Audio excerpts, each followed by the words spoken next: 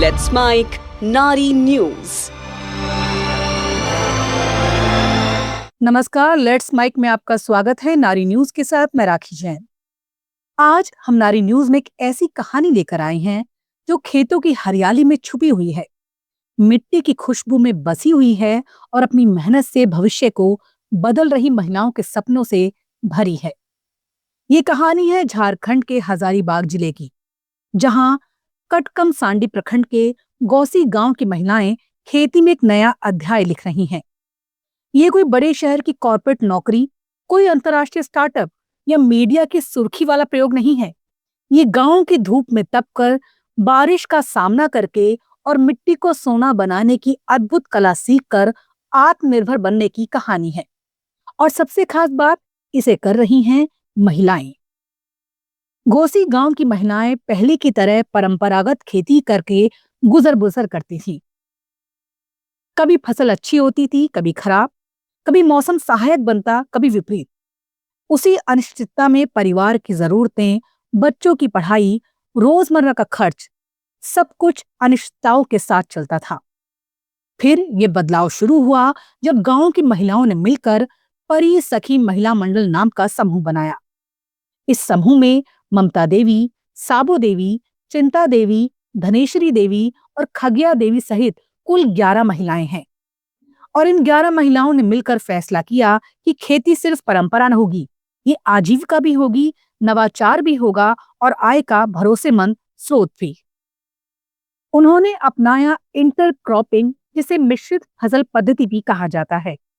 ये वैज्ञानिक तरीके से जमीन का ऐसा उपयोग है जिसमें एक ही खेत कई फसलों के लिए साझा हो जाता है। वो अब 5 एकड़ से अधिक भूमि में सिर्फ एक फसल नहीं, बल्कि दर्जनों फसलें उगा रही हैं।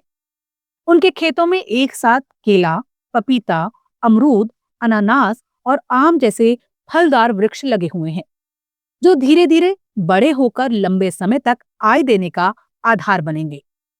वहीं उन्हीं खेतों में पत्ता गोभी, आलू, प्याज, शिमला मिर्च, फूल गोभी, मटर, चना और पालक जैसी मौसमी सब्जियां भी उग रही हैं। ये खेत अब एक ही मौसम पर निर्भर नहीं, बल्कि 12 महीने उपयोग में आ रहा है। महिलाएं बताती हैं कि पहले खेत से या तो धान मिलता था या किसी एक ही फसल का उत्पादन, और बारीक बारिश या सूखे के चलते पूरी कमाई चौपट होती थी। अब जोखिम बढ़ चुका है। अगर किसी मौसम में फल की कीमत कम हो जाए तो सब्जियां सहारा देती हैं। अगर किसी कीट ने एक फसल खराब कर दी तो बाकी फसलें आय का स्रोत बन जाती हैं। यही मिश्रित खेती की ताकत है, कम से कम खतरा और अधिकतम फायदा। उन्हीं खेतों से हरियाली देखकर महिलाएं खुद कहती हैं, अब हम खेत को देखकर डरते नहीं, उन्हें भरोसे से देखते हैं। इंटरक्रॉपिंग का असली जादू प्याज की खेती में दिखाई दिया। गांव की महिलाओं ने बताया कि प्याज की फसल ने उनके जीवन में जो बदलाव लाया, उसने घर की जरूरतों, बच्चों के भविष्य और अपने आत्मविश्वास के मायने बदल दिए। प्याज न सिर्फ बाजार में लगातार बिकने वाली फसल है, बल्कि इसकी कीमत भी अधिकांश समय अनुकूल रहती है। इससे महिलाओं को सालाना 50,000 से 1 लाख रुपए तक की नई आय मिलने लगी है। पहले जहां महिलाएं घर के मामूली खर्च के लिए पति पर निर्भर थीं, अब वो खुद पैसे कमा रही हैं और बैंक खातों में बचत रख रही हैं और भविष्य के फैसले भी खुद ले रही हैं। इस बदलाव में सिर्फ समूह की एकता नहीं, नेतृत्व भी है। परी महिला मंडल की अध्यक्ष ममता देवी ने गांव की अन्य महिलाओं को समझाया कि यदि परंपराओं में सोच जोड़ दी जाए तो वही खेत नई किस्मत लिख सकते हैं। उन्होंने दरवाजे दरवाजे जाकर समझाया कि सिर्फ धान और गेहूं पर निर्भर रहने से आय सीमित रहती है। धीरे धीरे महिलाएं तैयार हुईं, समूह बना और खेती का पुराना ढर्रा बदलने लगा। आज वही महिलाएं डिजिटल भुगतान करना सीख रही हैं, उत्पादन लागत की गणना समझती हैं और बाजार भाव के हिसाब से फसलों की योजना बनाती हैं। लेकिन इस क्रांति की जड़ सिर्फ इच्छा शक्ति नहीं है, ज्ञान और मार्गदर्शन ने इसे संभव बनाया है। HCL फाउंडेशन और लीड संस्था ने इन महिलाओं को प्रशिक्षण, फसल चयन, वैज्ञानिक तकनीक, जल संरक्षण, जैविक खाद और बाजार से जुड़ाव के बारे में समझाया। ये जानकारी इस बात का प्रमाण है कि जब प्रशिक्षण गांव में पहुंचता है तो क्षमता खुल जाती है। खेतों में जैविक खाद का प्रयोग मिट्टी की उर्वरता बढ़ा रहा है। मल्चिंग और नमी संरक्षण तकनीक से पानी की कमी का असर कम हो रहा है। फलदार पौधों के साथ सब्जियां उगाने से जमीन की प्राकृतिक पोषण गतिशीलता बढ़ी है, जिसका मतलब है रासायनिक उर्वरकों पर निर्भरता कम और मिट्टी का स्वास्थ्य सुरक्षित। लीड्स परियोजना के स्थापक समन्वयक आलोक वर्मा बताते हैं कि ये प्रयोग सिर्फ फसल उत्पादन बढ़ाने का मुद्दा नहीं है, बल्कि महिलाओं को आर्थिक और सामाजिक आत्मनिर्भरता की ओर ले जाने का प्रयास है। उनका कहना है कि पहले महिलाओं के फैसलों पर परिवार निर्भर नहीं होता था। आज वो खुद बुआई से लेकर बाजार तक की योजना बना रही हैं। मौसम, लागत और उत्पादन पर वो खुद के अनुभव के आधार पर निर्णय लेती हैं। और यही आत्मनिर्भरता की असली परिभाषा है। सिर्फ पैसा कमाना नहीं, फैसला लेने की क्षमता भी आर्थिक स्वतंत्रता का हिस्सा है। आज समूह की महिलाएं न केवल खेतों में काम कर रही हैं, बल्कि आय व्यय का हिसाब रखती हैं, प्रशिक्षण कार्यक्रमों में जाती हैं और नई जानकारी लेकर आती हैं। उनमें से कई महिलाएं अब गांव की अन्य महिलाओं को भी यही चेतना दे रही हैं कि खेती सिर्फ जीविका नहीं, एक अवसर है। अब खेत ना होकर जीवित प्रयोगशाला जैसा हो गया है। सिर्फ अन्न ही नहीं, फल, सब्जी, मसाले और पोषण सब एक साथ मिल रहे हैं।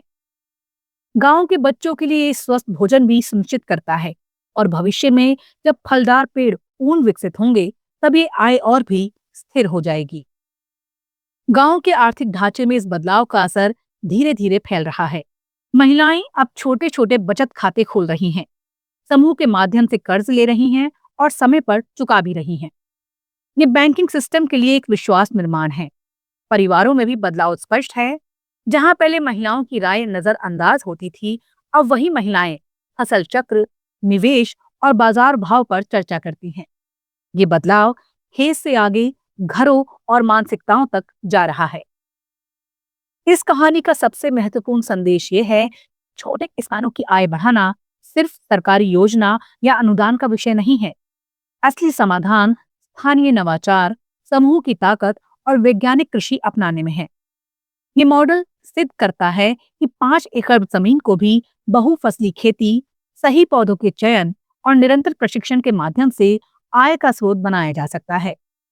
खेती का भविष्य आज इन महिलाओं के हाथ में है और वो इसे सावधानी, ज्ञान और मेहनत से आकार दे रही हैं। महिलाएं जिन्हें कभी खेती के पीछे छुपा हुआ श्रम माना जाता था, अब नेतृत्व की सीट पर बैठी हैं। वो खेती कर रही हैं, अपने पैरों पर खड़ी हो रही हैं और ये साबित कर रही हैं कि अच्छी जमीन नहीं, अच्छा विचार खेती में क्रांति लाता है। ये कहानी दिखाती है कि जब महिलाएं साथ आती हैं, सीखती हैं और प्रयोग करती हैं, तो खेत में उगने वाली फसलें केवल भोजन नहीं, आत्मविश्वास, पहचान और भविष्य का प्रतीक बन जाती हैं। गौसी गांव में आज मेहनत सिर्फ मिट्टी को नहीं बदल रही, जीवन बदल रही है। यही महिलाओं की सामूहिक ताकत है, यही आत्मनिर्भर भारत का जमीनी रूप है और यही कहानी आज की नारी न्यूज की सबसे बड़ी खबर है, क्योंकि ये बताती है कि जब अवसर खेत के अंदर जन्म लेता है, तब महिला सशक्तिकरण सिर्फ शब्द नहीं, वास्तविकता बन जाता है। आज के नारी न्यूज में फिलहाल इतना ही। अगली बार फिर मिलेंगे एक शिक्षा के साथ। तब तक के लिए देखते रहिए, सुनते रहिए लेट्स माइक। नमस्कार। आप सुन रहे थे let's mike more than radio.